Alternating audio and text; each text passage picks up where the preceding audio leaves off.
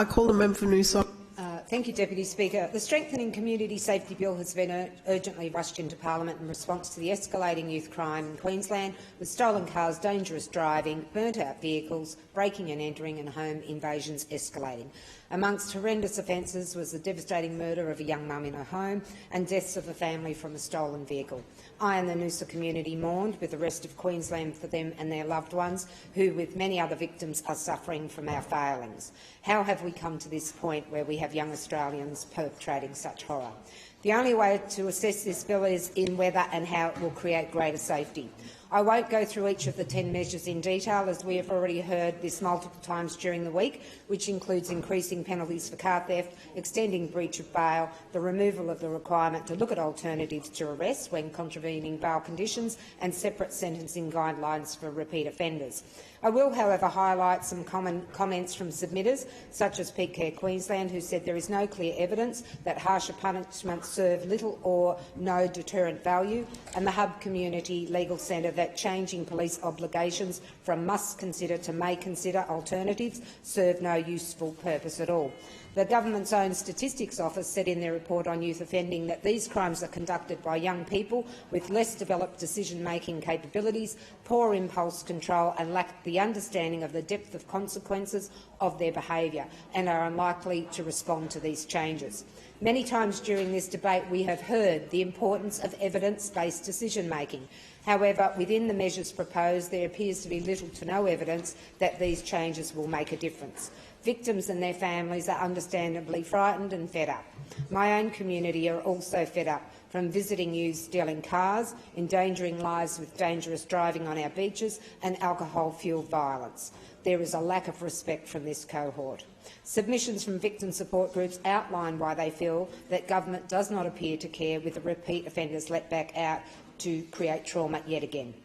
Our Legal Affairs and Safety Committee travelled to areas in 2021 that had been greatly impacted by this cohort of repeat offenders, roughly 10%, that contribute to the majority of youth crime. For Mount Isa, I believe at the time it was around 50 youths. These are the ones that must be targeted. However, as we found, the complexities include an inability to comprehend consequences, which require longer-term solutions than cycling them through the prison system, which puts our communities at greater risk when they are released. This through what they learn inside and who they connect with, especially relevant to those high percentages of youth who are believed to have fetal alcohol syndrome, where there has not been any identified remedy for the portion of their brain that has been damaged before birth. The Queensland Aboriginal and Torres Strait Island Child Protection Peak Limited acknowledges there are a small number of young Indigenous who need to be detained for their and the community's safety. However, increased supports are required to rehabilitate. So overall, we have a range of provisions in this bill where it is not clear that they will have any effect, and a couple of provisions that may. Is this actually creating greater safety for our communities? According to Caxton Legal Services, no. And they stated there is no evidence in Queensland, Australia or overseas that tough-on-crime measures improve community safety or that stronger punishments deter or rehabilitate, especially for young people who are too overcome by disordered thinking or neuro-underdevelopment. Regardless of what has been provided that is evidence-based, it is understandable that the frustrations from us as MPs has led us to where we are today. We need to do something right now to ensure violent juvenile offenders do not further impact our communities. However, what about greater safety into the future when they are released? The Katter Party have put forward previously that these repeat offenders need to be relocated at sentencing to remote properties where they cannot impact any further on their communities, to work and develop life skills while accessing assistance from programs such as On Country. I have supported this as not only do they gain essential skills and self-esteem, they learn respect and self-reliance. This potential fourth option for the courts, relocation sentencing, should not be relegated to the too hard basket due to costs.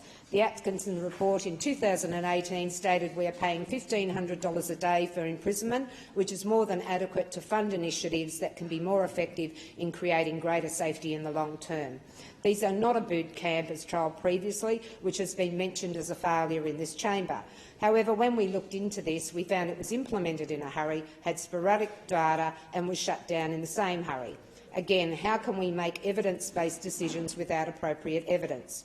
The statement of reservation I made in 2021 on the Youth Justice Bill outlined many issues that appear to remain, including the need for youth services and supervision after 5 p.m, and early assessment of offenders and their family environment from the very first court appearance, and not, like we heard, the 5th or 6th, and a host others. And I tabled that statement of reservation.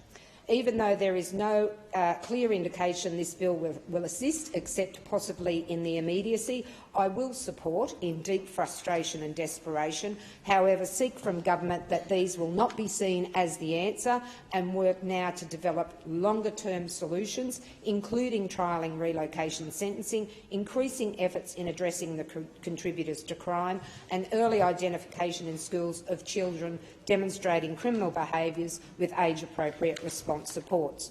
To finish, to submitters and departmental staff who in rapid time responded to this bill, thank you. I understand the urgency. However, this issue has been raised for years in this chamber, like we did with the housing and other matters. If MPs and their communities were listened to, there would have been ample time to develop a bill that incorporated addressing the environments these youths are emanating from, the alcohol-addicted and violent households that they are often returned to, and the much-needed transitional accommodation required. There are many non-violent offenders, including the increasing volumes of women, eligible for parole who remain incarcerated as they have nowhere to go. This is contributing to the overcrowding in prisons and lack of capacity to rehabilitate. Communities across Queensland deserve much more than what this bill offers, and I can only hope there is some immediate relief while the government develops real solutions for this specific cohort that can guarantee greater safety now and into the future for Queenslanders, based on evidence and not on hoping, as I am. Thank you.